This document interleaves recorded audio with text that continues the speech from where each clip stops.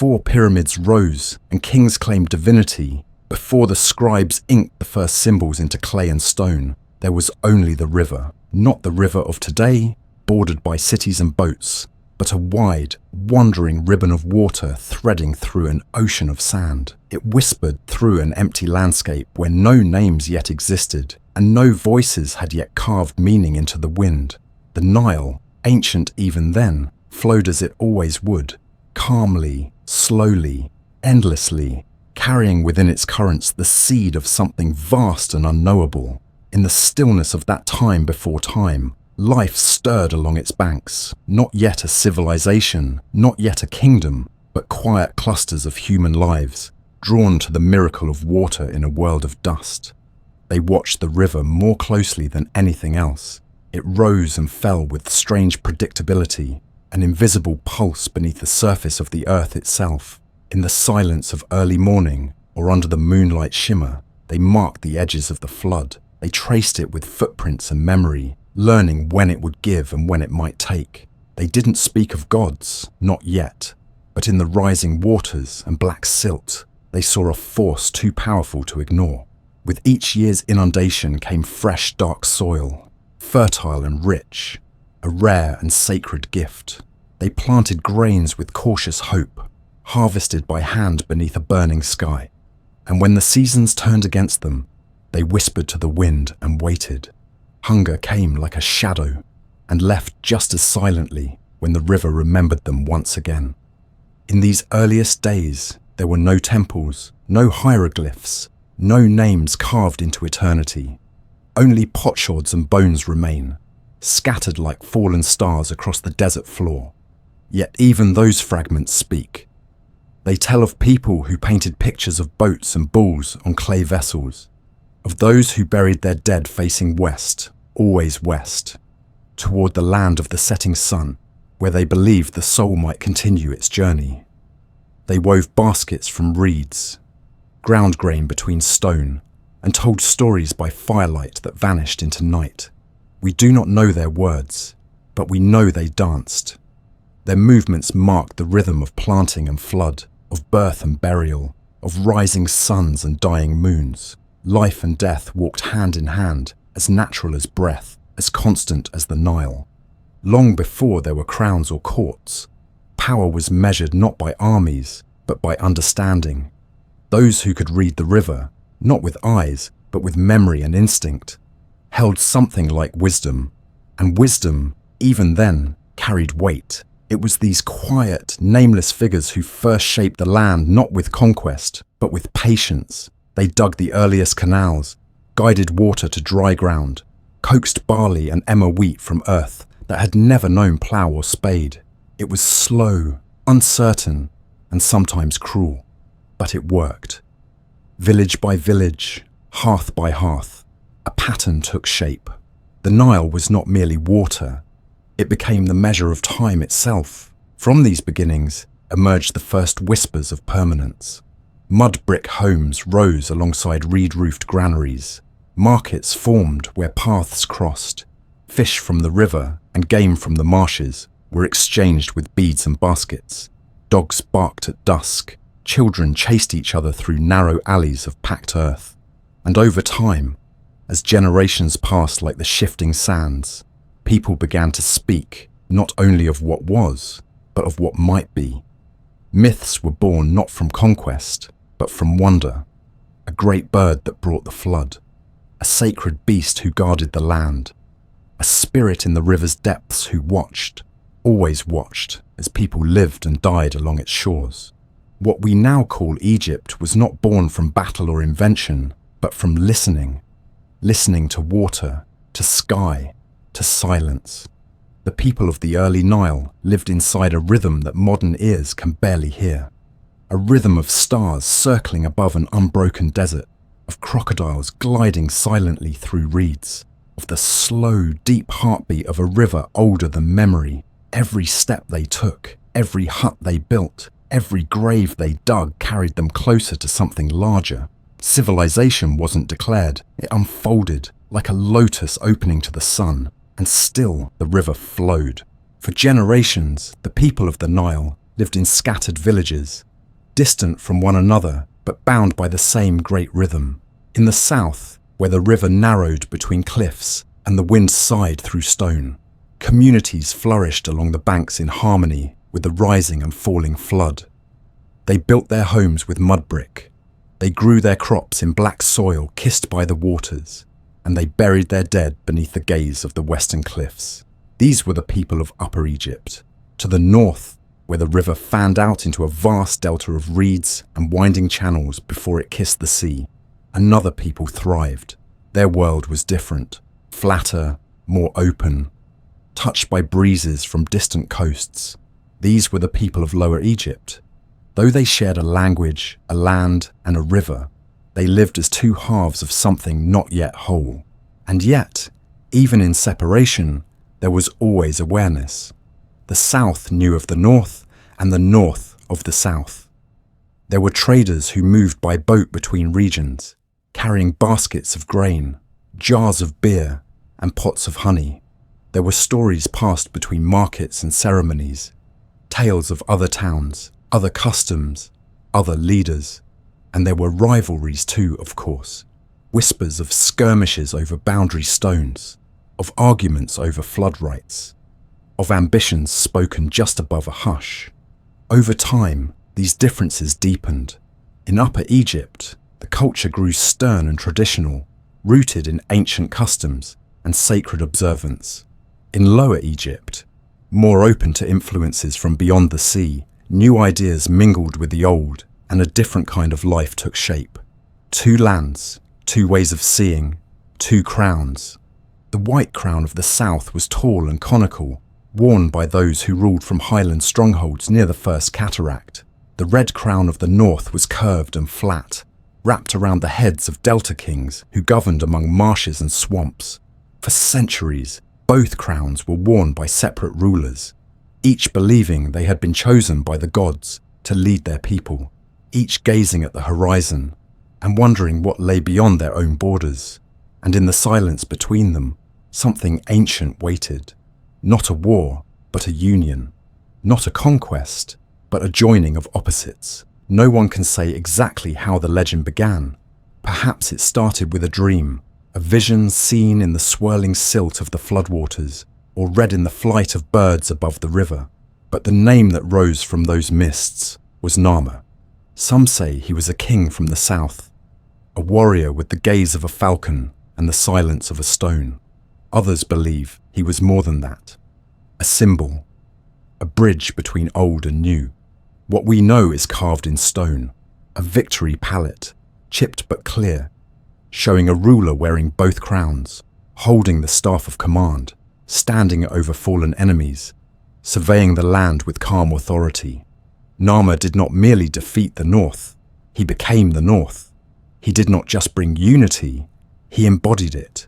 With his rise came a vision no one had dared voice aloud, that the river, flowing as one, should be ruled as one, that there should be a single capital, a single calendar, a single law rooted in divine order. Narmer stood at the threshold of history and crossed it. He took the divided territories and bound them not just with armies, but with belief. In the place where valley met delta, he founded Memphis, a city not of chance, but of balance. It was here that the new order took root, a realm where opposites became complements and chaos was held at bay, not by fear, but by the quiet gravity of unity. From this moment on, the world changed. The twin crowns became one. The Pshent, a fusion of white and red, of highland and lowland, of falcon and cobra. The pharaoh, the great house, was not merely a man, but an idea. The physical vessel of divine harmony, the still point between sky and earth, between flood and field, between life and death. Narmer's unification was more than a political act. It was a cosmic realignment, a sacred blueprint that would define Egyptian rule for 3,000 years. In temples built from earth and stone, priests began to speak of duality, of upper and lower, day and night, sun and moon, truth and chaos, and of the one who stood between them. The pharaoh was that axis, that pillar, that unshakable center. Festivals were created to honor this balance, rituals that reenacted the joining of the two lands, reminding all who watched that unity was not given, but maintained. And as children were born into this new world, they no longer saw themselves as Southerners or Northerners. They were Kemet. They were of the Black Land. They were one. But beneath the order, the memory of division remained. It lingered in the symbols on temple walls, in the double goddesses, Wadjet of the north, Nekhbet of the south, who wrapped their wings around the king. It echoed in the way the Nile curved, a reminder that even the straightest river bends. Nama's unification was not the end of a journey, but its beginning. He planted a seed that would grow into empire, that would rise in stone and gold, that would whisper through the desert for millennia. And even now, beneath layers of time and sand, the story begins with a single moment. When two lands, once strangers, breathed as one. It began with a question too vast for words. How does a god return to the sky? Not in myth, but in form, in stone, in certainty. The early kings of the Nile, newly unified, were not content with ordinary graves. To rule the two lands was to stand at the center of the universe, a living bridge between humans and divine order. And so, when death approached, it was not seen as an ending, but as a passage, one that required more than a simple tomb. The afterlife was not given. It had to be earned, prepared for, navigated, and thus, from the dry earth west of Memphis, a new kind of architecture was born, not just to house the dead, but to carry them home. The king was Djoser, second ruler of the third dynasty, but his vision would have been impossible without a man whose name echoed across time with a whisper of reverence. Imhotep, scribe, priest, physician, astronomer, and architect. He was many things, but above all, a thinker who saw the world differently. To him, a tomb was not merely a shelter, it was a ladder, a stairway from dust to sky, a monument that defied decay and reached beyond the veil. At Saqqara, across the sacred river from the beating heart of Memphis, Imhotep began to shape the future with stone. They started with a mastaba, a low rectangular tomb of mud brick, like those used by kings before. But Imhotep imagined more. He built upward, one layer upon another, until the tomb no longer hugged the earth, but rose from it. Step by step, it climbed toward the sun, 6 levels stacked in perfect alignment, each one smaller than the last. The step pyramid was unlike anything the world had ever seen. It was the first great work in cut stone, not carved from cliffside, but constructed, block by block, each one placed with hands that understood gravity and eternity alike. Its shape echoed the benches used in temples, the stairs to the heavens, the spines of the first creation myths. Everything was symbolic, everything intentional. But the pyramid itself was only the beginning. Around it, Imhotep crafted a complex fit for the gods. Enclosure walls surrounded vast courtyards and colonnades, temples and storage rooms, ceremonial spaces built not just for the living, but for the Ka, the life force of the king, which would continue to roam and rule beyond death. Columns shaped like bundled reeds rose beside limestone walls, mimicking the sacred architecture of marshland shrines, turning impermanent materials into lasting memory. Every element of the complex was part of a cosmic diagram, a map of the world both seen and unseen, where rituals could be performed eternally. Inside the step pyramid itself lay narrow corridors and sealed chambers, hidden passageways meant to protect the king's body and spirit. Robbers might one day find a way in, but that mattered less than the belief that the pharaoh's essence would rise again, carried by the structure itself toward the imperishable stars. For the first time in human history, stone was used not simply to build, but to transcend. The step pyramid was a statement of power, of belief, of permanence. It told the world that the king did not vanish in death. He transformed. He joined the company of the gods and sailed the celestial river in the boat of the sun. And the world watched. What Djoser and Imhotep achieved awakened something in every ruler who followed. They could not return to the earth after that. The bar had been set not by politics, but by the sky itself. Each king of the Third Dynasty added to the dream, building larger tombs, more complex chambers, bolder designs, but none could match what would come next. A leap beyond even Imhotep's vision, a transformation of the stepped monument into something smoother, something more eternal in shape, a triangle carved into the horizon, pointing forever to the stars. The step pyramid was more than an architectural marvel. It marked the beginning of Egypt's greatest obsession, not with death, but with continuity, with the idea that order could be preserved forever through design, through ritual, through stone. The land that once measured time by the river now measured it in granite and limestone. Generations of workers, architects, priests, and artists would follow in Imhotep's footsteps, trying to perfect what he had begun, a way to ensure that a single human life, if lived in balance with the divine, could last beyond sand, beyond flood, beyond memory. It all started here, with a king who dared to rise from the ground, and with a man who could see beyond the present moment. At Saqqara, beneath the desert sun, the first stairway to eternity was raised, and Egypt took its first true step into forever.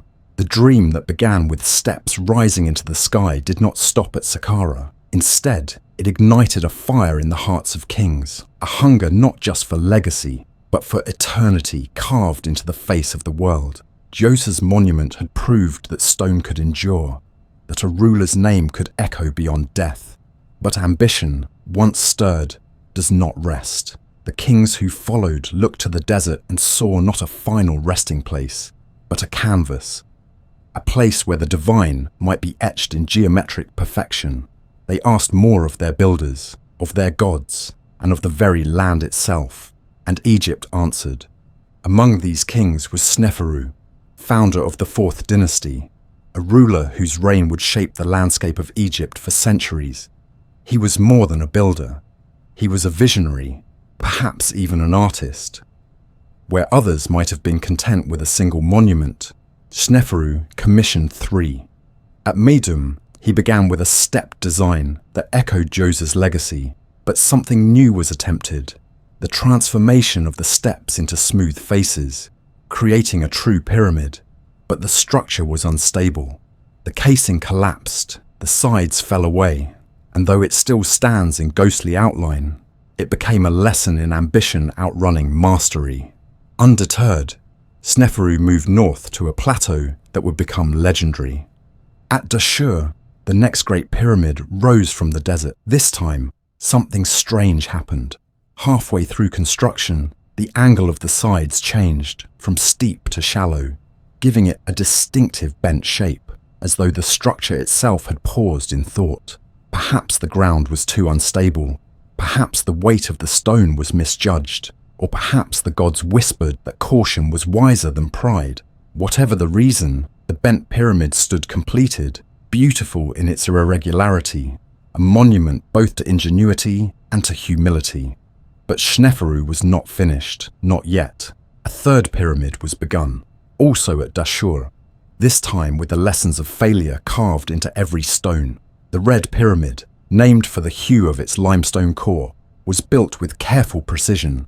Its angle was shallow but stable, its structure symmetrical and clean. No experiments, no revisions.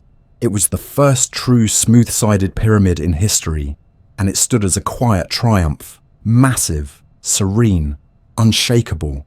With it, Sneferu laid the blueprint for all who would come after. Geometry became scripture, architecture became theology, the triangle became a path to the stars.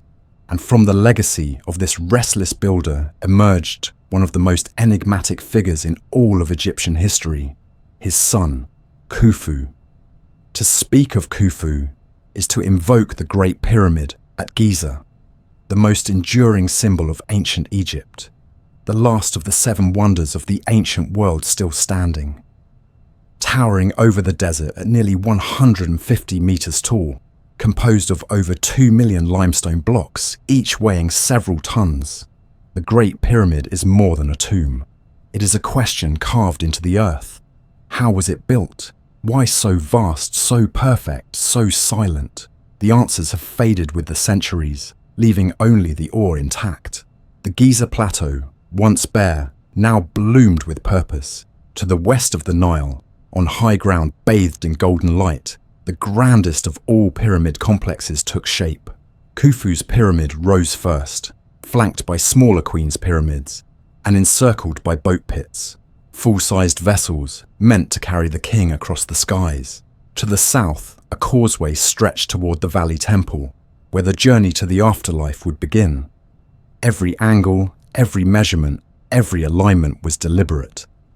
The four sides of the Great Pyramid point nearly perfectly to the cardinal directions.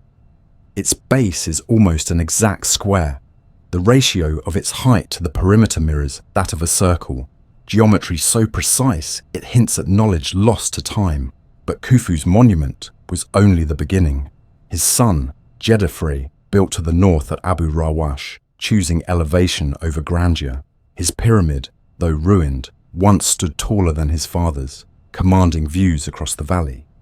And then came Khafra, builder of the second Great Pyramid at Giza, slightly shorter but perched on higher ground, creating an illusion of superiority. To Khafre is also attributed another wonder, perhaps even more mysterious than the pyramids themselves: the Great Sphinx. Carved from a single massive outcrop of limestone, the Sphinx stares east, toward the rising sun, with the body of a lion and the face of a man, possibly Khafre himself, merged with the strength and wisdom of the gods. It is a riddle made of stone, a guardian of eternity. The third Great Pyramid at Giza was built by Menkaure, Khafre's son. Smaller than the others, but no less elegant, it reflects a shift in royal philosophy, perhaps a return to spiritual balance over sheer size. Its casing stones of polished granite remain at the base, glinting red in the fading light, a reminder that beauty can live even in restraint. Together, the three pyramids form a celestial map, a mirror of the stars of Orion's belt, aligning heaven and earth in perfect harmony. These were not just tombs, they were temples of time, cities for the dead, built with the labor of thousands, not slaves, but skilled workers and artisans who lived in purpose-built communities, fed, clothed, and housed by the state.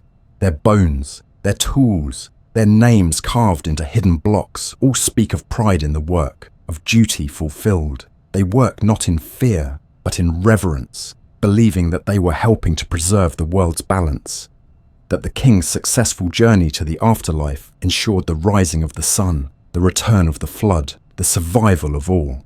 And so the age of pyramids marched forward, not with battle cries, but with the sound of chisels and pulleys, sledges and songs. These were monuments to silence, to stillness, to the belief that death is not the end, but the beginning of something eternal.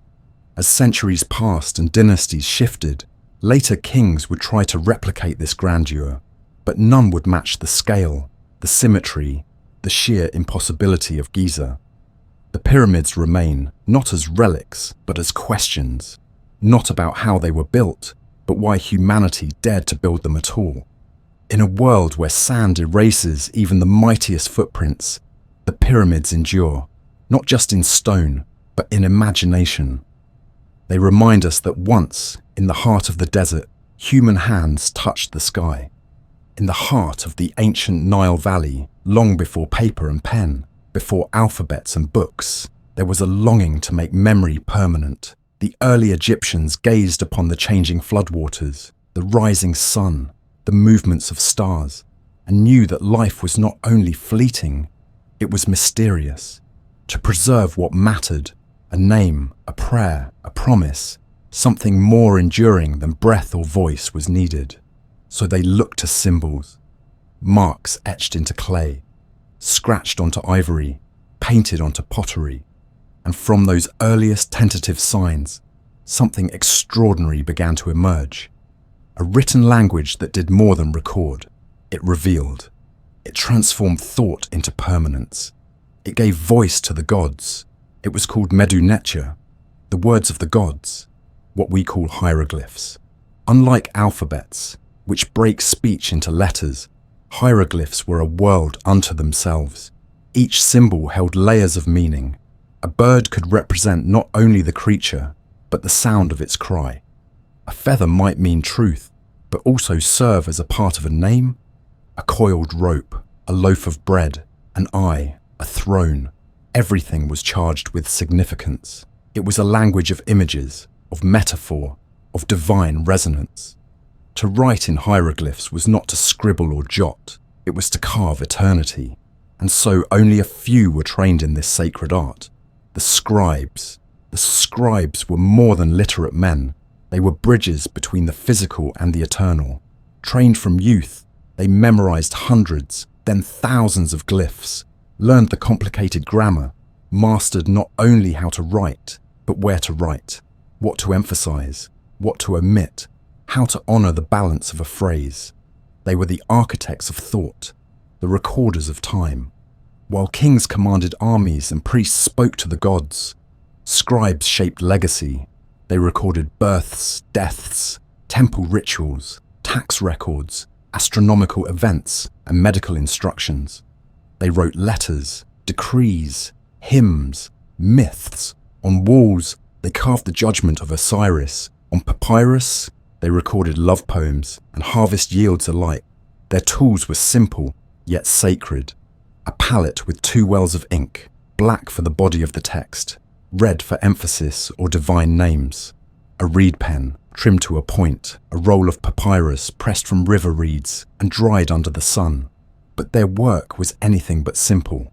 To be a scribe was to live in 2 worlds, one of dusty record rooms and royal courts, and another of cosmic truths and invisible powers. They were respected, even envied.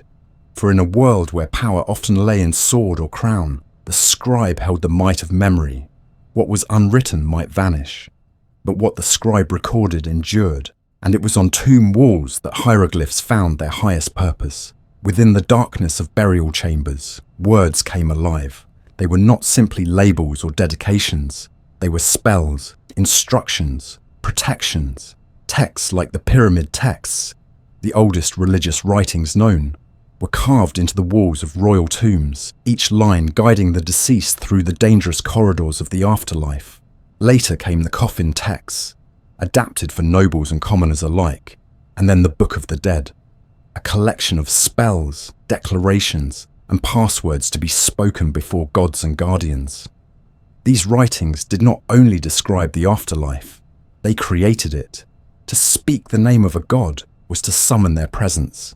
To inscribe a ritual was to set it in motion. Words, in Egypt, were not passive. They were active, alive, part of the fabric of reality. Even everyday inscriptions had weight. Names carved on temple walls linked the king with the divine. Cartouches, protective ovals enclosing royal names, ensured that the identity of a ruler would not be erased. To erase a name was an act of violence, a punishment worse than death.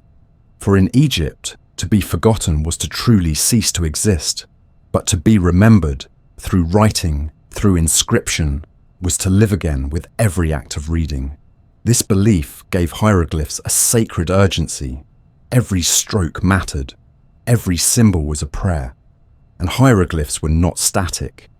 Over time, they evolved.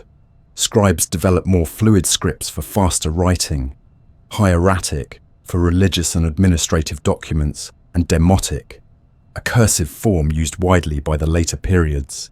But the sacred hieroglyphs never vanished. Even when they were no longer practical, they remained in temples, in tombs, in rituals. 1,000 years after they first appeared, they were still being used.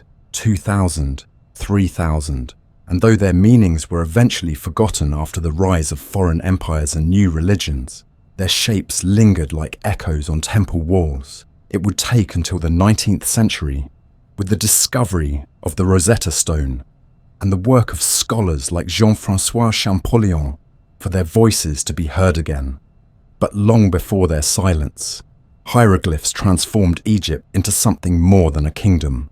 They made it a civilization of memory, In the shadows of great pylons and between the columns of vast hypostyle halls, hieroglyphs covered the stone like ivy, silent, eternal, untouchable. They told of the deeds of kings, of offerings made to the gods, of festivals where statues were paraded beneath the stars. They named the architects, the priests, the cities. They described battles, dreams, and visions. They bound the living to the dead, the earth to the divine. Even in the quietest places, their presence was felt. A single glyph carved into the underside of a lintel, hidden from sight, placed there by a stonemason who believed that the act of inscription itself mattered, even if no eye ever saw it. It was not about audience. It was about truth. To write was to witness, to record was to affirm, to inscribe was to make eternal. And so, long after the voices fell silent and the temples crumbled, the language of ancient Egypt survived in stone. A script made not for convenience, but for legacy. A language of gods, carved with care, painted with reverence, whispered across millennia. The scribe's hand may have stilled, but the words, their shape, their power, their dream of immortality, remain. In the golden light of the early New Kingdom, Egypt stood on the threshold of greatness. The chaos of past centuries, invasions, droughts, internal collapse, had finally given way to renewal. A new line of kings rose in Thebes, not only with the ambition to reclaim Egypt's former power, but to surpass it. They had inherited a land bruised but unbroken, a people still devoted to the gods, still watching the Nile for its ancient signals. With strength restored and confidence swelling, the pharaohs of this era did not simply rebuild what had been lost, they redefined what it meant to rule. They became not just stewards of order, but living gods in full expression. This was the age when the divine kingship reached its zenith. This was the time of the Sun Kings. At the center of their vision stood one unshakable concept: Ma'at, the balance of all things. Justice, truth, harmony between humans and nature, between the known and the unknown. It was not an abstract idea. It was a cosmic law. The pharaoh's duty was to maintain Ma'at. His reign was not judged by conquest alone, but by the order he preserved, the temples he built, the crops that grew under his protection, the rituals performed in alignment with the stars. To ensure this balance, the kings of the New Kingdom became builders on an unprecedented scale. Stone became their vocabulary, and every block laid was a prayer to the eternal. Temples were no longer just funerary structures or modest shrines. They became cities of the divine, living centers of worship, economy, education, and ritual. At Karnak, near the heart of Thebes, a monumental complex began to grow over generations. It was not the creation of a single ruler, but a layered, collaborative devotion that spanned centuries. Pylons rose like cliffs, obelisks reached skyward, and the great hypostyle hall blossomed with forest-like columns, each carved with stories and spells. Karnak became the throne of Amun-Ra, the sun god of hidden power, the unseen force behind creation. And through grand processions, seasonal festivals, and secret rites performed in sanctuaries only priests could enter, the gods were kept close, their favor secured. At Luxor, just a few miles south, another temple mirrored the divine cycle, this one dedicated to the rejuvenation of kingship itself. Every year, during the Opet festival, the sacred barks of Amun, Mut, and Khonsu were carried from Karnak to Luxor along the processional way, lined with sphinxes, accompanied by music, incense, and the rejoicing of crowds. This was no mere ceremony. It was a renewal of the pharaoh's divine legitimacy. The gods themselves were seen to affirm the order of the world, reminding all who watched that Egypt remained at the center of the cosmos. The wealth of the New Kingdom flowed not just from the Nile, but from far beyond Egypt's borders. With powerful armies and skilled diplomacy, pharaohs expanded their influence into Nubia in the south, Syria and Canaan in the northeast. Gold poured in from the mines of the desert and the rivers of Kush. Cedarwood came from Lebanon, prized for boats and palaces. lapis lazuli from Afghanistan, ivory from the African interior, exotic animals, spices, incense, and glass. The treasures of distant lands filled Egypt's treasuries. Foreign princes sent tribute not out of fear alone, but out of reverence. To many, the pharaoh was not just a king. He was the divine son of the sun, a being touched by something eternal. Letters exchanged with other great powers, the Hittites, the Babylonians, the Mitanni, reflect this tone. Royal daughters were offered in marriage. Gifts of gold and lapis were expected. And always, the name of the Egyptian king carried the weight of divine favor. Among these sun kings were names that would echo across millennia. Thutmose I, who pushed Egypt's borders farther than ever before. Hatshepsut, his daughter, who rose to power not as regent, not as queen, but as pharaoh in her own right. Her reign was marked by peace and prosperity, by expeditions to the mysterious land of Punt, and by the construction of a mortuary temple at Deir el-Bahari. A terrace of elegance carved into the cliffs, a harmony of form and function that still stuns the soul. Her image was carved with the beard and headdress of a king, not to deceive, but to declare. She ruled as pharaoh, keeper of Ma'at. Then came Thutmose III, the warrior king, a tactician of genius who led dozens of campaigns into foreign lands, extending Egypt's influence to its greatest reach. Yet even he paused to honor the gods, carving his triumphs not only on stone walls, but in ritual offerings. In his wake came Amenhotep III, who ruled over an empire at peace, awash in wealth and splendor. His palace at Malkata gleamed with painted floors and foreign luxuries. His temples spoke of divine kingship taken to its zenith. Statues of him rose to colossal scale, like the famed Colossi of Memnon, guardians of eternity along the road to Thebes. But power so immense often bends the course of tradition. Amenhotep III's son would take Egypt in a direction no one could have predicted. He changed his name to Akhenaten and declared that the sun disk, the Aten, was the sole god. He closed temples, disbanded priesthoods, and built a new capital at Akhetaten, modern-day Amarna, open to the light of the sun and free of the old order. Art changed with him, suddenly more fluid, more intimate. Depictions of the royal family showed the pharaoh and his queen, Nefertiti, in moments of affection, cradling their children beneath the rays of the Aten. But this experiment in monotheism, bold as it was, would not last. After Akhenaten's death, Egypt returned to the old gods, to Amun and Ma'at, and the time-honored balance. The restoration began with a child, Tutankhaten, who became Tutankhamun. Though his reign was brief, it was symbolic. He restored the temples, returned the priests to their sanctuaries, and moved the capital back to Thebes.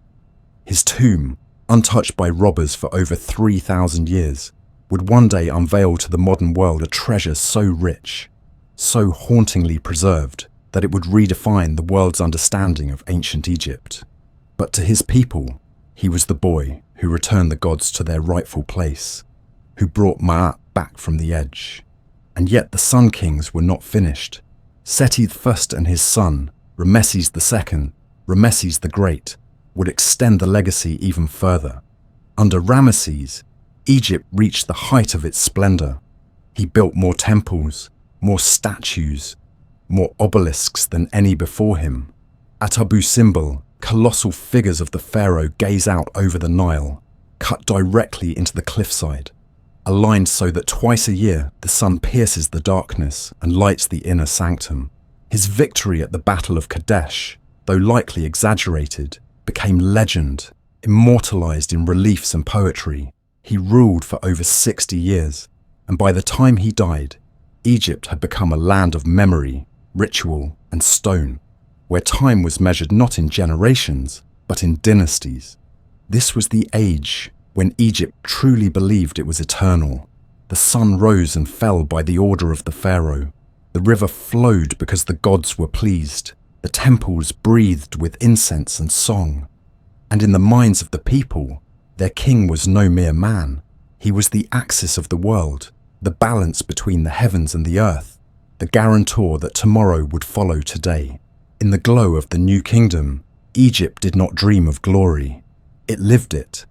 There are moments in history when the world shifts, not with a battle or a revolution, but with the stroke of a chisel, the reshaping of a belief, the soft but certain turning of human attention toward the unfamiliar. In ancient Egypt, a land that had long found peace in repetition, in the echo of tradition, such a moment arrived with a king whose name would be spoken in wonder, in confusion, and in silence.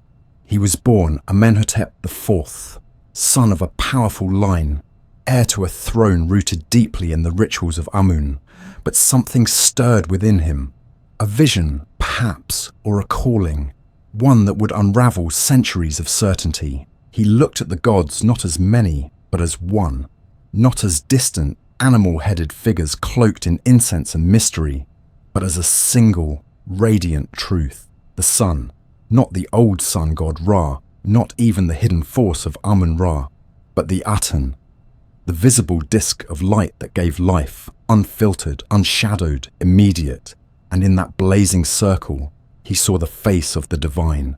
He changed his name to Akhenaten, effective for the Aten, and with it, he began a revolution unlike any Egypt had seen.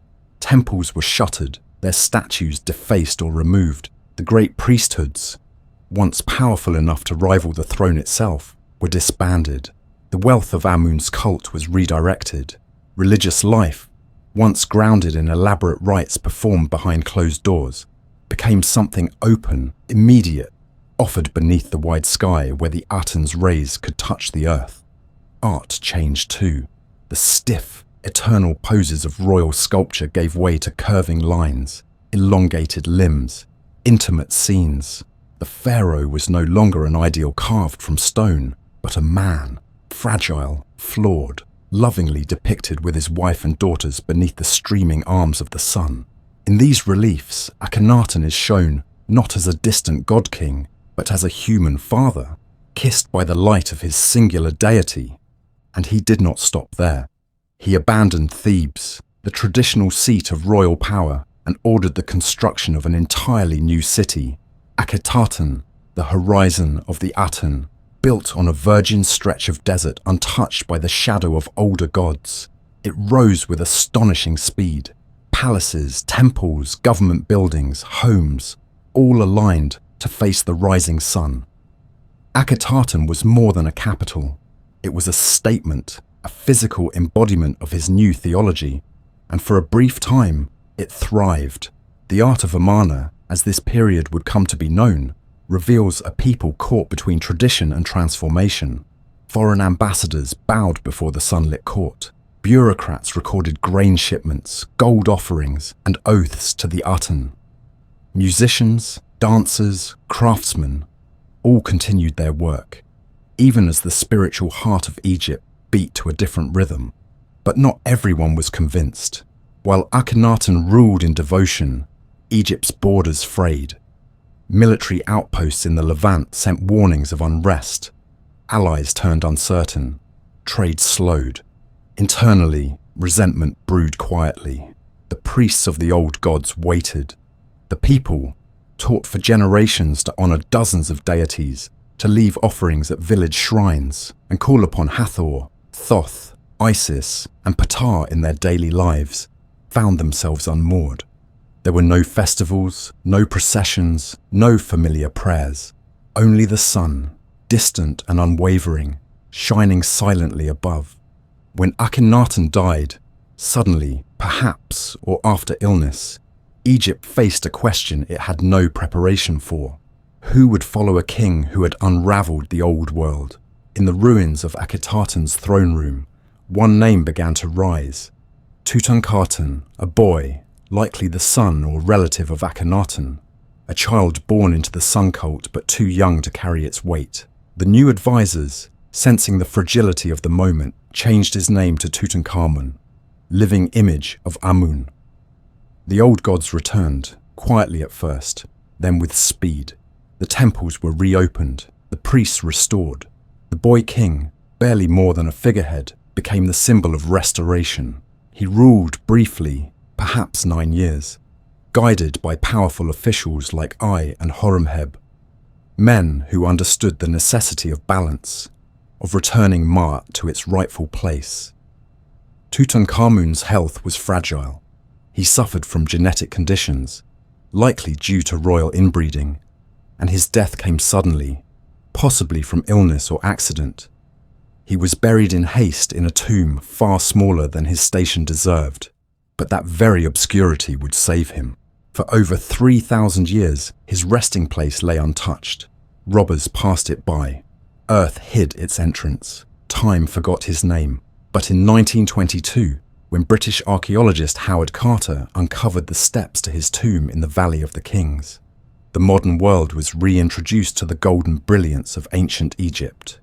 Within the small chamber lay an unimaginable treasure: golden shrines, jewelry, chariots, statues, and the boy himself, resting beneath a mask that glowed with the eternal gaze of Ra. In death, Tutankhamun became a legend. His brief, overshadowed reign turned into the most famous story Egypt would ever tell. But behind his golden mask loomed the long shadow of Akhenaten. After his death, his memory was systematically erased.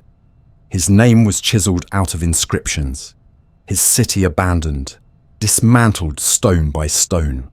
Later kings would omit him from king lists, as though he had never lived, and yet his vision, radical and fleeting, lingered. The concept of a single divine source, abstract and omnipresent, would echo through other faiths in other lands, long after the last priest of the Aten had whispered their final hymn. The era of the heretic king and the boy who followed him is not just a footnote. It is the breath held between two great movements, between the age of the Sun Kings and the final glories of empire. It is a reminder that even in the most traditional of civilizations, transformation is always possible, and that the gods, though eternal, are also subject to the hearts of those who worship them.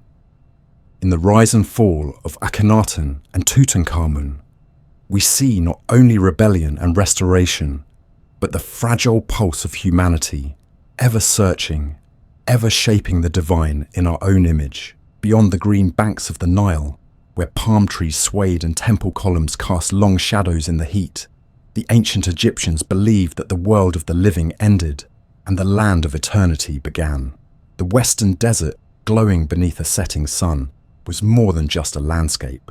It was a passage, a horizon beyond which the soul journeyed to face the gods, and, if worthy, to live forever. This belief wasn't metaphor, it was map, ritual, and reality. And within this sacred geography, a hidden valley was chosen, isolated, quiet, encircled by cliffs that caught the first light of dawn and cradled the cool hush of night. The Valley of the Kings became the final resting place of the pharaohs. Here, for nearly 500 years, kings and queens, princes and nobles sought not only to be buried, but to be transformed. Gone were the grand pyramids of earlier dynasties, whose very scale had become their vulnerability. Robbed, defaced, exposed to the winds of time, they had served their purpose but revealed their weakness. The rulers of the new kingdom understood this. Their power, though greater than ever, was now guarded more carefully. Secrecy became a new form of strength. Rather than build monuments that pierced the sky, the pharaohs of this age chose to go underground, carving their legacy deep into the bones of the earth. Each tomb in the valley was a hidden temple to eternity, unseen from the surface, winding through rock with passageways that echoed the trials of the afterlife. It began with a shaft, then a corridor, then another. Walls were smoothed and covered in plaster. Onto that surface, craftsmen painted the journey of the soul, scenes from the Book of the Dead, the Amduat, the Book of Gates, not just stories, but maps. These texts described the sun god Ra's nightly voyage through the underworld, his encounters with serpents, demons, guardians, and the hours that marked each gate of the netherworld. The pharaoh, in death, was believed to join Ra on this perilous path, to merge with him, to be reborn with the rising sun each dawn. These illustrations were not for beauty. though they are beautiful. They were magic, instructions, words and images so sacred that to paint them was to invoke them, and they were painted by hands we know. The artisans of the Valley of the Kings were not anonymous. They lived in a village nearby called Deir el Medina, tucked into the cliffs, protected by isolation and purpose. Generations of craftsmen, painters, stonecutters, draftsmen, scribes, lived and worked in this small, tight-knit community. They were literate, skilled, and proud of their task. Their graffiti still adorns the rocks near their village, humorous, personal, deeply human. We know their names. We know their disputes, their illnesses, their gods, their fears. They recorded work stoppages, the earliest labour strikes in history, when rations were delayed. They prayed to Hathor for love, to Ptah for inspiration, to Meretseger, the cobra goddess of the mountain, who watched over their sacred craft. In the quiet of this desert valley, far from the bustle of city life, these workers shaped the very image of immortality. As the tombs grew more complex, so did the rituals. Each king's burial was an act of cosmic drama. The body was purified, wrapped in linen, adorned with amulets and sacred jewelry. The coffins, often nested like layers of protection, were inscribed with prayers and spells, and the burial chamber, the final destination, glowed with golden pigment, scenes of judgment and rebirth covering every surface. Statues of protective deities stood vigil. Canopic jars held the organs, guarded by the sons of Horus.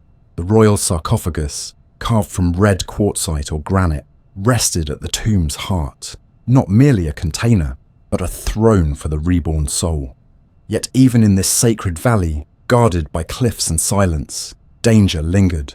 Robbers came, driven by greed or desperation. Some tombs were looted within years, others lasted centuries. In response, tombs were concealed, their entrances buried beneath rubble or masked with false corridors. But nothing could truly stop time. Sand shifted, memory faded. Even the greatest of kings were eventually forgotten, until modern times, when archaeologists armed with picks, patience and hope returned to the valley with reverence and curiosity. And then came a miracle. In 1922, after years of tireless searching, Howard Carter uncovered a stairway beneath the sand. At first, just a few steps, then a sealed doorway, and behind it, the tomb of a boy who had ruled briefly but been remembered forever, Tutankhamun. His tomb was small, hurried, unfit for a pharaoh, but untouched. Inside, treasures gleamed in the torchlight. Thrones, chariots, statues, games, weapons, linen garments still folded as if waiting to be worn, and the body, still crowned with gold, encased in layers of coffin and shrine, his mask, blue and gold, serene and immortal, staring back through the ages. The world was stunned. Egypt, it seemed, still whispered. But beyond Tutankhamun lay the others, the tomb of Seti I, with its deep corridors and star-painted ceilings, the vast, unfinished tomb of Ramesses III, the hidden burial of Thutmose III, high on the cliff face, accessible only by a winding stair carved into the rock. Each tomb is a chapter, a world, a journey. Some still wait to be found. Others remain sealed, untouched for millennia, holding their secrets with the quiet dignity of stone. The valley, though silent, is not empty. It breathes with memory. And always, at the center of it all, is the belief that death is not a void, but a passage. That life does not end. It transforms. That if the right words are spoken, the right images painted, the right rites performed, the soul will rise like the sun, renewed, eternal, golden. In the Valley of the Kings, this belief became architecture. It became art. It became a civilization's most intimate expression of fear and hope. Not just for kings, but for all who looked westward and wondered. The tombs may be hidden, the priests long gone, but the journey they prepared for, through darkness, trial, and fire, into the light of eternity, still beckons, still waits, quiet beneath the desert sky. The Nile had always been Egypt's lifeline, flowing steady and silent through centuries of kings, floods, harvests, and prayers. But no river, no matter how sacred, can stop the turning of the world. And though Egypt had once stood as the unshakable center of civilization, a land where time seemed to obey the will of its pharaohs, the winds of change could not be held back forever. Power faded, dynasties withered, the temples still burned incense, and the priests still murmured ancient hymns. But beyond the deserts, new powers were rising, casting longer shadows year by year. Foreigners began to arrive, not only as traders or visitors, but as rulers. Some came with spears, others with scrolls. Some came to conquer, others to inherit. And so Egypt, the eternal kingdom, began to change. Not all at once, but slowly, inevitably, folding the world into its story, and its story into the world. The first to take root were the Libyans, once desert wanderers and borderland warriors, who over time had settled into Egypt's western frontier. By the time of the 22nd dynasty, they had become indistinguishable from native Egyptians in speech, in dress, in worship. Libyan pharaohs ruled from the delta, maintaining temples and traditions, while navigating local rivalries and fragmented authority. Egypt was no longer unified under one throne. Regional kings, high priests, and military governors all carved out their own spheres of influence, each claiming legitimacy, each invoking the names of gods as old as the stars. In this fractured land, the appearance of order remained, but its foundation was fragile. Then came the Kushites from the south, a people Egypt had long known, sometimes as enemies, often as allies, always as neighbors. From the ancient kingdom of Nubia, the black pharaohs rose with both reverence and resolve. They had adopted Egyptian religion centuries before, built their own pyramids, their own temples, worshipped Amun with a devotion that rivaled any Theban priest. So when they marched north and seized control, they did not seek to erase Egypt's past but to restore it. Under kings like Paye and Taharqa, the 25th dynasty brought a renaissance of art, language, and faith. Temples were rebuilt, customs revived. For a time, it seemed the old Egypt had returned, reborn in darker skin, in southern voice, but with the same sacred heart. But just as the Kushites claimed Egypt, another empire stirred to the east. The Assyrians, fierce and relentless, had been forging a vast dominion across Mesopotamia. Their armies moved like storms, brutal, efficient, merciless, and when they turned their gaze toward Egypt, even the mighty walls of Thebes could not resist. The Assyrians swept in, toppling dynasties, plundering temples, shattering illusions of invincibility. Egypt became a land under foreign boots, its glory buried beneath fire and ash. Though the Assyrians did not stay long, the spell was broken. Egypt could be conquered, and so it would be, again and again. The Persians came next, first under Cambyses, then Darius, who claimed Egypt not as a spoil, but as a jewel in a global crown. They respected its traditions, even embraced them. Persian kings had their names inscribed in hieroglyphs, offered sacrifices to Egyptian gods, and ruled through local governors called satraps. But they were not pharaohs. They did not live by the rhythm of the Nile. Their empire stretched too far. Their gods spoke too many tongues. And so Egypt remained restless, proud, watching and waiting. Then, from the west, came a name that would change everything. Alexander, not with fire and fury, but with vision. When he entered Egypt in 332 BCE, there was no need for war. He was welcomed as a liberator, hailed as a son of Amun after visiting the oracle at Siwa. He founded a new city on the Mediterranean coast, Alexandria, a city that would outlive empires, a crossroads of world thought, where Greek columns would rise beside Egyptian shrines.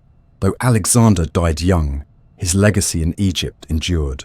After him came the Ptolemies, his Macedonian successors, who ruled not as invaders, but as heirs. For nearly 3 centuries, the The Ptolemies governed Egypt as Greek monarchs wrapped in Egyptian form. They built temples in traditional style, honoured ancient festivals, funded priesthoods, and wrote their names in hieroglyphs. But they also spoke Greek, ruled from Alexandria, and imported Hellenistic culture, science, and art.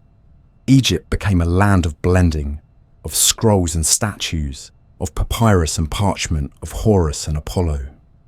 In the Library of Alexandria, the greatest minds of the ancient world gathered, preserving and expanding the knowledge of countless civilizations.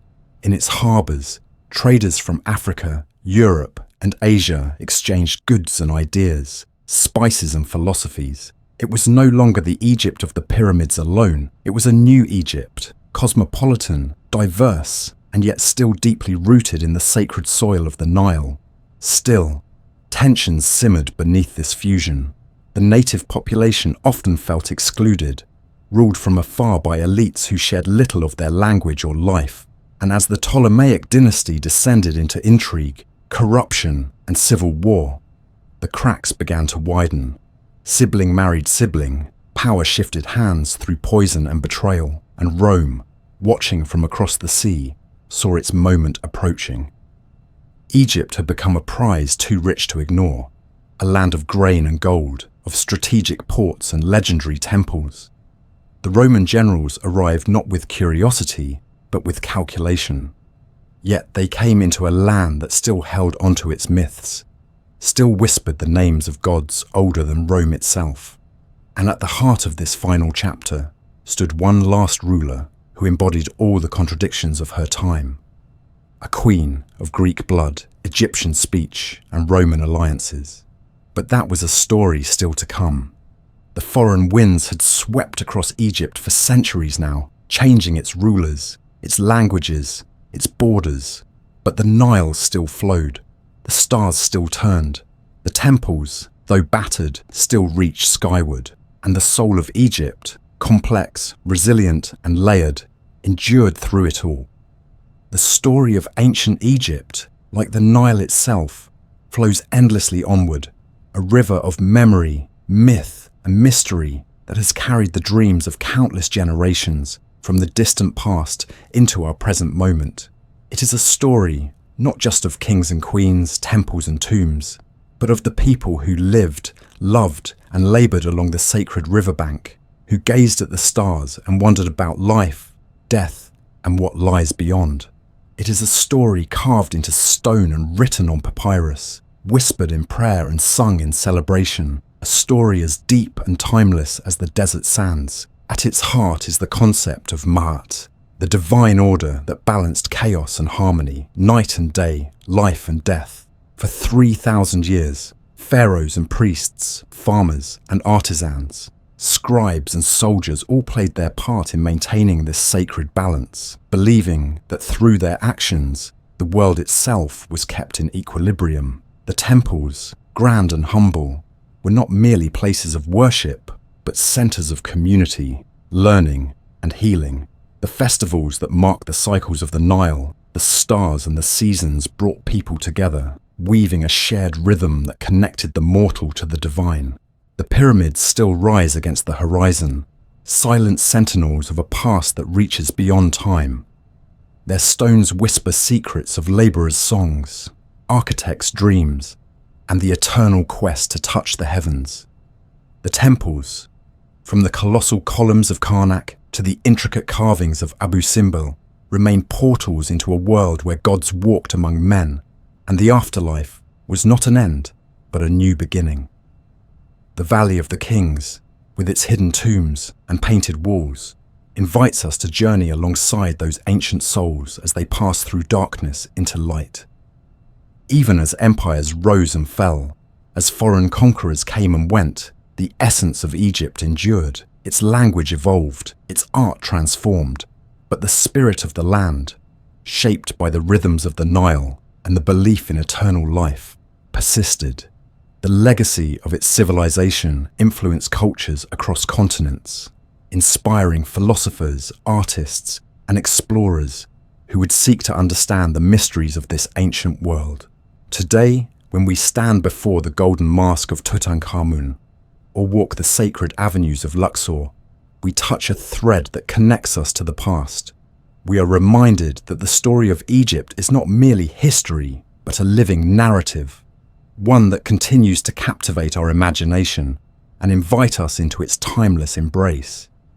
It is a story of resilience, creativity, faith, and the unending human desire to find meaning in the cosmos. As the sun sets over the desert and the stars emerge one by one, the land of the pharaohs rests quietly beneath the vast sky, holding its secrets in the cool night air. The Nile flows on, steady and sure, carrying with it the dreams of a civilization that once believed the world itself was born from its waters.